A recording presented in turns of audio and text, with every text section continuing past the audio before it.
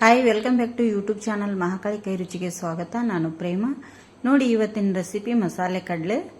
ಬೇಕರಿಯಲ್ಲೆಲ್ಲ ಸಿಗುತ್ತಲ್ಲ ಅದೇ ಥರ ಮಾಡಿದ್ದೇನೆ ನಾನು. ತುಂಬ ಚೆನ್ನಾಗಿದೆ, ತುಂಬ ಟೇಸ್ಟಿಯಾಗಿ ಬಂದಿದೆ. ನೀವು ಒಂದ್ಸತಿ ಮನೆಯಲ್ಲಿ ಟ್ರೈ ಮಾಡಿ ಹೇಗೆ ಬಂದಿದೆ ಅಂತೇಳಿ ಕಮೆಂಟ್ ಮಾಡಿ. ಹೊಸಬ್ರು ನಮ್ಮ ಚಾನಲ್ ನೋಡ್ತಾ ಇದ್ರೆ ಪ್ಲೀಸ್ ಮಹಾಕಾಳಿ ಕೈ ರುಚಿನ ಸಬ್ಸ್ಕ್ರೈಬ್ ಮಾಡ್ಕೊಂಡು ನೋಡಿ. ಎಷ್ಟು ಚೆನ್ನಾಗಿ ಬಂದಿದೆ ನೋಡಿ. ಕಾಳು ಅಷ್ಟೇ ಬಿಡಿ ಬಿಡಿಯಾಗಿ ಬಂದಿದೆ.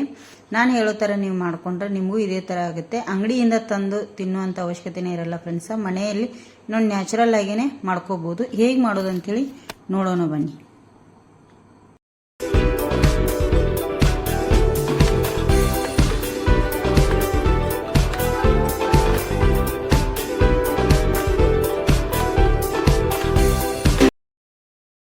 ನಾನು ಮಸಾಲೆ ಕಡಲೆ ಮಾಡಲಿಕ್ಕೆ ಒಂದು ಬೌಲು ಕಡಲೆ ಹಿಟ್ಟು ತೊಗೊಂಡಿದ್ದೀನಿ ಫ್ರೆಂಡ್ಸ. ಇಲ್ಲಿ ಗಾಳಿಸ್ಕೊಳ್ಳಿಕ್ಕೆ ನಾನು ಸಾಣಿಗೆ ಕೂಡ ಇಟ್ಟಿದ್ದೀನಿ.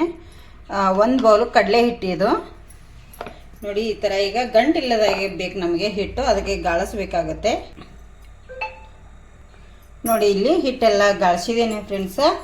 ಈಗ ಇದಕ್ಕೆ ನಾನು ಚಿಲ್ಲಿ ಪೌಡರ್ ಕೂಡ ಆ್ಯಡ್ ಮಾಡ್ತೇನೆ. ಚಿಲ್ಲಿ ಪೌಡರ್ ನಿಮಗೆ ಎಷ್ಟು ಬೇಕು ನೋಡಿ ಅಷ್ಟನ್ನು ನೀವು ಇಲ್ಲಿ ಹಾಕೊಳ್ಳಿ. 1 ಟೇಬಲ್ ಸ್ಪೂನ್ ಅಷ್ಟು ಚಿಲ್ಲಿ ಪೌಡರ್ ಹಾಕ್ತಾ ಇದ್ದೀನಿ ನೋಡಿ. 1 ಟೇಬಲ್ ಸ್ಪೂನ್ ಅಷ್ಟು ಚಿಲ್ಲಿ ಪೌಡರು, ಒಂದು 1/4 ಟೀ ಸ್ಪೂನ್ ಅಷ್ಟು ಕಾಳು ಮೆಣಸಿನ ಪೌಡರ್ ಹಾಕ್ತಾ ಇದ್ದೀನಿ. ಹಾಗೆ ಒಂದು ಅರ್ಧ ಟೀ ಸ್ಪೂನ್ ಅಷ್ಟು ಜೀರಿಗೆ ಕೂಡ ಹಾಕ್ತಾ ಇದ್ದೀನಿ. ಜೀರಿಗೆ ಜಾಸ್ತಿ ಹಾಕೊಳ್ಳಿಕ್ಕೆ ಹೋಗಬೇಡಿ, ಕಹಿ ಬರುತ್ತೆ.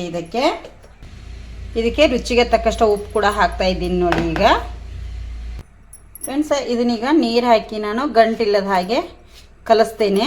ಸ್ವಲ್ಪ ಸ್ವಲ್ಪ ನೀರು ಹಾಕೊಂಡು, ಜಾಸ್ತಿ ನೀರು ಮಾಡ್ಕೊಳಿಕ್ಕೆ ಹೋಗಬೇಡಿ ಹಿಟ್ಟು ನೋಡಿ. ಇಷ್ಟು ನೀರಲ್ಲಿ ನಾನೀಗ ಗಂಟಿಲ್ಲದ ಹಾಗೆ ಚೆನ್ನಾಗಿ ಕಲಿಸ್ಕೊತೇನೆ ಇದನ್ನು ನೋಡಿ. ಇಲ್ಲಿ ಈ ಥರ ನಾನೀಗ ಕಲಿಸಿದ್ದೇನೆಲ್ಲ. ಇಷ್ಟು ಗಟ್ಟಿ ಇದ್ದರೆ ಸಾಕು ಈ ಹಿಟ್ಟು ನಮಗೆ.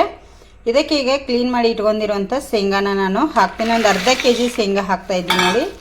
ಇದನ್ನೀಗ ನಾವು ಈ ಥರ ಚೆನ್ನಾಗಿ ಮಿಕ್ಸ್ ಮಾಡ್ಕೋಬೇಕು.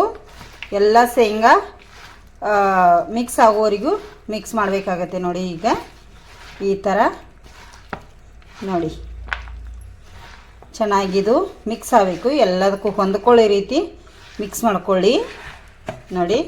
ಹಿಟ್ಟೀಗ ಕರೆಕ್ಟ್ ಇದೆ. ಅರ್ಧ kg ಶೇಂಗಾ ಹಾಕಿದ್ದು ಮೆಜರ್ಮೆಂಟು ಕರೆಕ್ಟಾಗಿ ಇದೆ ನೋಡಿ.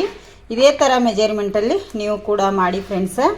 ತುಂಬ ಅಂದರೆ ತುಂಬ ಚೆನ್ನಾಗಿರುತ್ತೆ. ಈಗ ಇದನ್ನು ನಾನು 1 ಗಂಟೆ ಹಾಗೆ ಬಿಟ್ಬಿಡ್ತೇನೆ. ಈ ಥರ ಮಾಡಿ ಇದು ಎಲ್ಲ ಮಿಕ್ಸ್ ಆಗಬೇಕು, ಹಿಟ್ಟದೆಲ್ಲ ಅಂಟಬೇಕಲ್ಲ ಅದಕ್ಕೆ. ಹಾಗಾಗಿ ಇದನ್ನು 1 ಗಂಟೆ ಬಿಟ್ಬಿಡ್ತೇನೆ. ಮುಚ್ಚಳ ಮುಚ್ಚಿ 1 ಗಂಟೆ ಆದಮೇಲೆ ನೋಡೋಣ ಫ್ರೆಂಡ್ಸ್. ನೋಡಿ, ಇಲ್ಲಿ ಎಣ್ಣೆ ಕಾಯಲಿಕ್ಕೆ ನಾನೊಂದು ಪಾತ್ರೆ ಇಟ್ಕೊಂಡಿದ್ದೇನೆ. ಇಲ್ಲಿ ಎಣ್ಣೆ ನಮಗೆ ಎಷ್ಟು ಬೇಕು ನೋಡಿ ಅಷ್ಟನ್ನು ನಾವು ಇಲ್ಲಿ ಹಾಕ್ಕೋಬೇಕಾಗತ್ತೆ. ಇದು ಎಣ್ಣೆ ನಾವು ಚೆನ್ನಾಗಿ ಕಾಯಿಸ್ಕೋಬೇಕು. ಸ್ವಲ್ಪ ಕಾಯಿಸ್ಕೊಂಡ್ಮೇಲೆ ಸ್ವಲ್ಪ ಇದ್ರ ಉರಿನ ಕಮ್ಮಿ ಮಾಡ್ಕೋಬೇಕಾಗತ್ತೆ. ನಾವು ಜಾಸ್ತಿ ಕಾಯಿಸ್ಕೊಂಡ್ಬಿಟ್ರೆ ಕಡಲೆ ಎಲ್ಲ ಹಾಳಾಗುತ್ತೆ. ಇಲ್ಲಿ ನೋಡಿ, ನಾನು ಸ್ವಲ್ಪ ಟೈಮ್ ಬಿಟ್ಟ ಮೇಲೆ ಇಲ್ಲಿ ತೋರಿಸ್ತಾ ಇದ್ದೀನಿ. ಗಟ್ಟಿಯಾಗಿ ಬಂದಿದೆ. ಈಗ ಇದನ್ನ ಏನು ಮಾಡೋದಪ್ಪ ಅಂದರೆ ಇಲ್ಲಿ ಒಂದು ಸ್ಪೂನ್ ನೋಡಿ, ಈ ಥರದ್ದೊಂದು ಸ್ಪೂನ್ ಇಡಬೇಕಾಗತ್ತೆ, ತೂತಿರುವಂಥದ್ದು.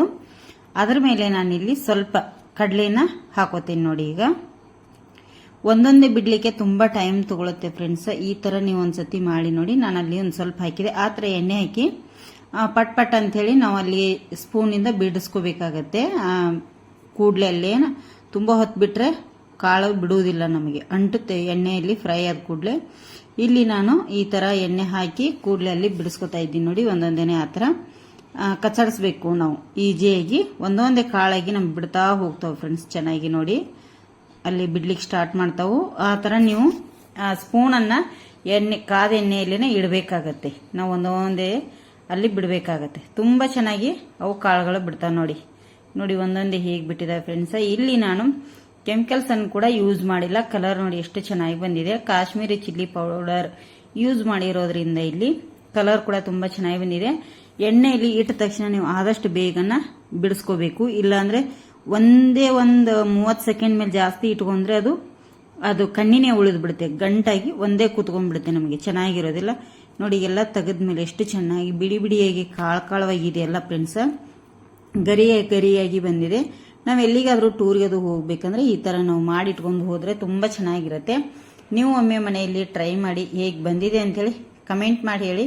ಹೊಸಬ್ರು ನಮ್ಮ ಚಾನಲ್ ನೋಡ್ತಾ ಇದ್ರೆ ಪ್ಲೀಸ್ ಸಬ್ಸ್ಕ್ರೈಬ್ ಮಾಡ್ಕೊಂಡು ನೋಡಿ. ವಿಡಿಯೋ ನೋಡಿ ಹಾಗೆ ನೋಡಿ ಒಂದು ಲೈಕ್ ಮಾಡಿ.